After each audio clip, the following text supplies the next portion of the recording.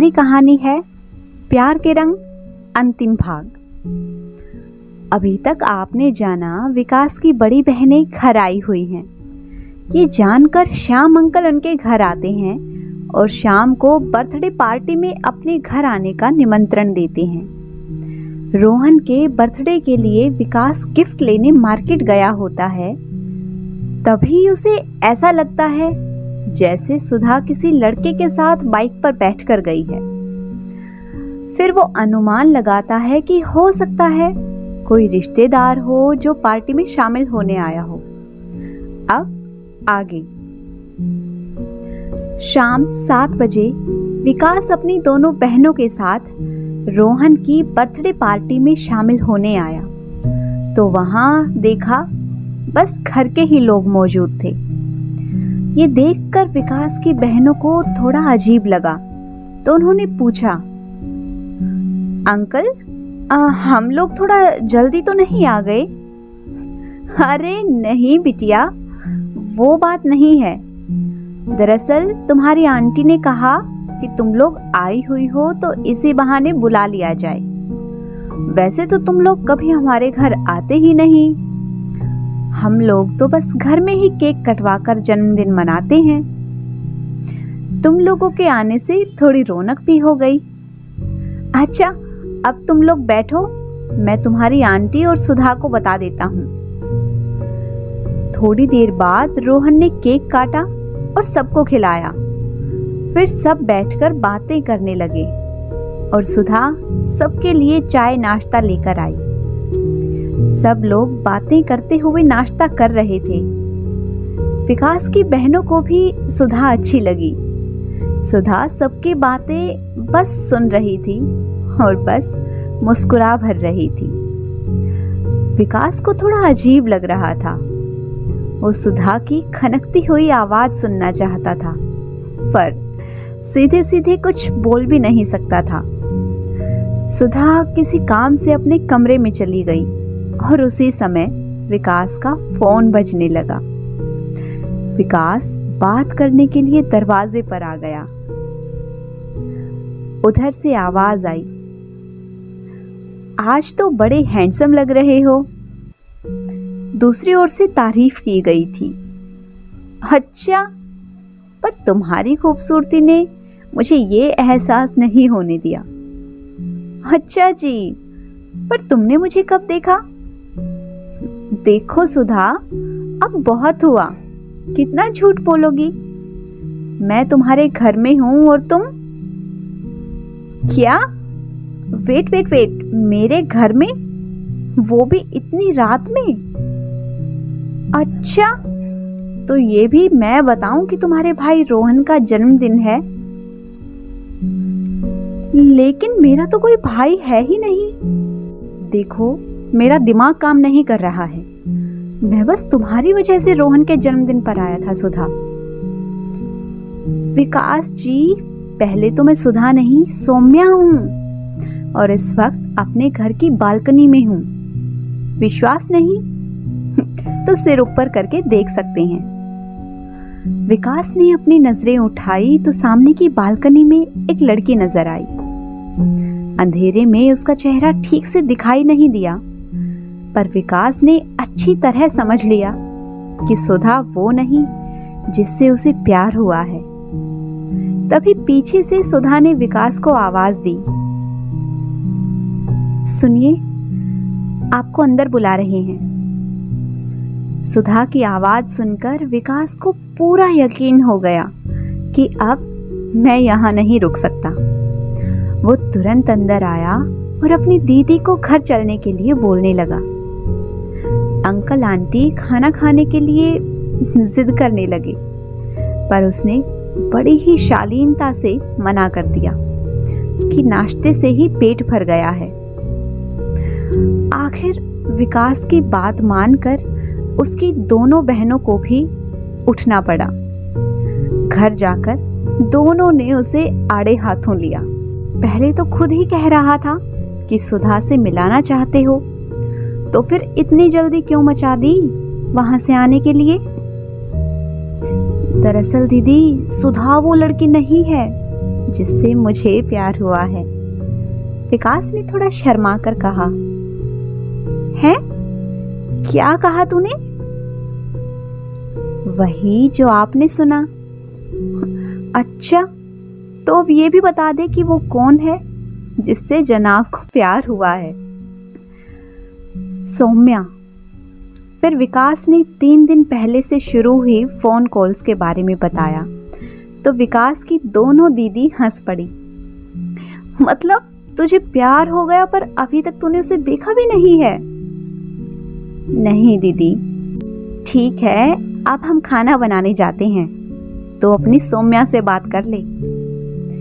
विकास झेंपते हुए अपने बालों में उंगलियां फेरने लगा। फिर दीदी किचन में चली गई तो विकास ने अपने कमरे में आकर सौम्या को फोन लगाया।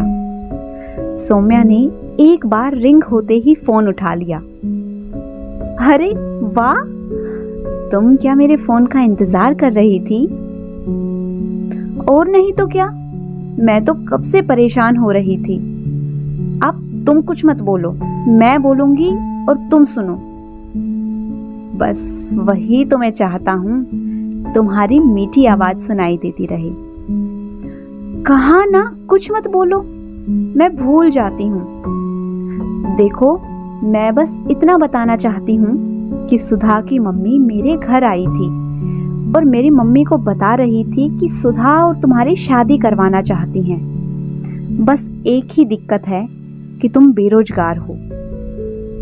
फिर जिस दिन तुम्हारी नौकरी लगी, तुमने किसी एक को बताया और फिर पूरे मोहल्ले को खबर हो गई और साथ में मुझे भी। तो इसीलिए मैंने तुम्हें फोन किया कि तुम पर मुसीबत आने वाली है। इसका मतलब तुम मुझसे प्यार करती हो। अरे नहीं, इसमें मेरा प्यार कहाँ से आ गया? क्यों, तुम मुझसे प्यार नहीं करती? बिल्कुल नहीं। तो फिर मेरी शादी सुधा से होने में तुम्हें क्या तकलीफ है? वही तो, मुझे क्या दिक्कत होनी है? दिक्कत तो सुधा को है। वो एक लड़के से प्यार करती है जो उसके साथ ही कॉलेज में पढ़ता है। अच्छा, अब जो मुझे बताना था मैंने बता दिया। अब मैं फोन रखती हूँ। इतना कहकर सौम्या ने फोन कट कर दिया। विकास को कुछ समझ नहीं आ रहा था कि वो क्यों इतना बेचैन हो रहा है। वो सोचने लगा, सौम्या ने कब कहा कि वो मुझसे प्यार करती है? फिर सौम्या को कभी देखा भी नहीं, पता नहीं कैसी दिखती है। पर मन है कि बस सौम्या का साथ चाहता है। विकास ने ठीक से खाना भी नहीं खाया और जल्दी ही वो सोने के लिए अपने कमरे में आ गया।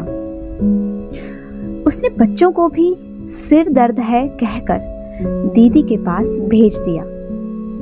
पता नहीं कब विकास को नींद आ गई, पर सवेरे 6 बजे ही उसकी नींद खुल गई और वो सीधे बालकनी में आ गया। उसने बड़ी आस लिए सामने की बालकनी को देखा, पर वहां कोई नहीं था। शायद भगवान को उस पर तरस आ गया। एक लड़की नाइट सूट पहने हाथ में टूथब्रश लिए चली आ रही थी। बगैर किसी मेकअप के भी वो बहुत प्यारी लग रही थी। उसे देखते ही विकास जल्दी से बालकनी से हट गया और चुपके से उसे देखने लगा। कुछ देर बाद जब वो अंदर गई तो विकास ने उसे फोन किया। हेलो हेलो विकास जी, क्या बात है इतनी सुबह सुबह?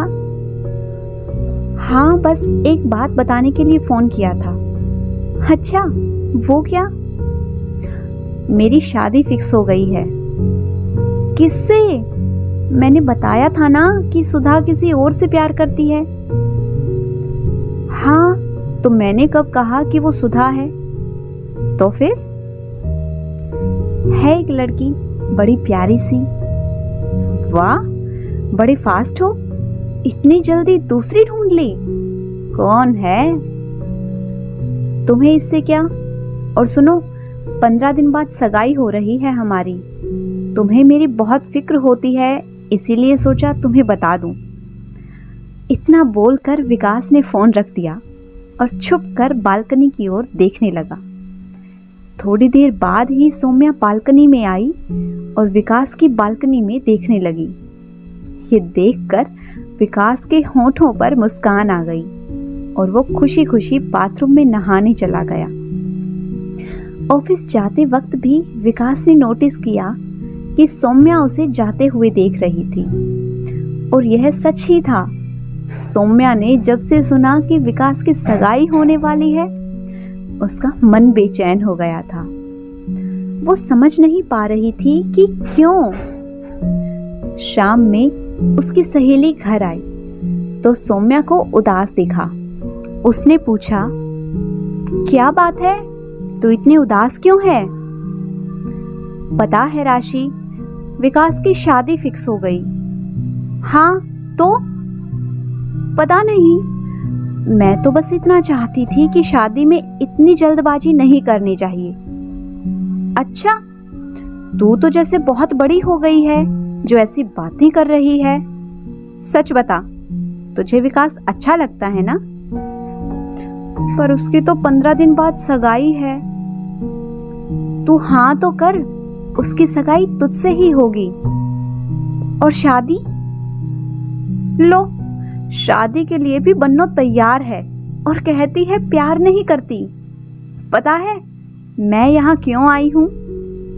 हाँ, शॉपिंग मॉल जाने के लिए, और क्या। जी नहीं, मुझे आंटी जी ने बुलाया है तुझसे बात करने कि तू शादी करने के लिए तैयार हो जाए।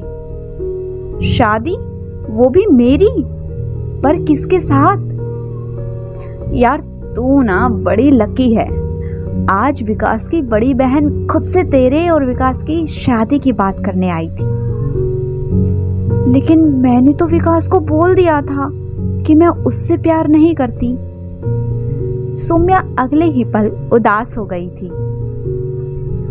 विकास को पता है तू एक नंबर की झल्ली है, इसीलिए तो उसने तेरे ना करने के बाद भी रिश्ता भेजा। पापा मम्मी को विकास के साथ मेरी शादी मंजूर है?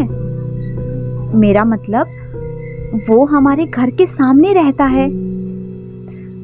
अरे मेरी जान, इसीलिए तो उन्हें ये रिश्ता मंजूर है। उनकी इकलौती बेटी उनसे दूर नहीं होगी शादी के बाद भी। उसी दिन शाम में, हेलो सौम्या, प्लीज एक बार बालकनी में आओ ना। वो क्यों? मुझे तुम्हें देखना है। पर कुछ नहीं, बस आ जाओ। ओके। थोड़ी देर बाद विकास और सौम्या अपनी अपनी बालकनी में थे। आज विकास प्यार से सौम्या को देख रहा था और सौम्या की नजरें शर्म से झुकी हुई थी। विकास ने फोन पर मैसेज किया, तुम मुझे बोलती हुई ज्यादा। सौम्या ने अपनी नजरें उठाई और विकास को अपनी ओर प्यार से देखते हुए पाया तो उसके चेहरे पर भी प्यार के रंग बिखर गए थे। दोस्तों, अगर आप सभी को आज की हमारी ये कहानी पसंद आई है तो वीडियो को लाइक कीजिए, शेयर कीजिए। साथ ही अगर आपने अभी तक मेरे चैनल को सब्सक्राइब नहीं किया है तो जल्दी से चैनल को सब्सक्राइब कर लें। Thanks for watching.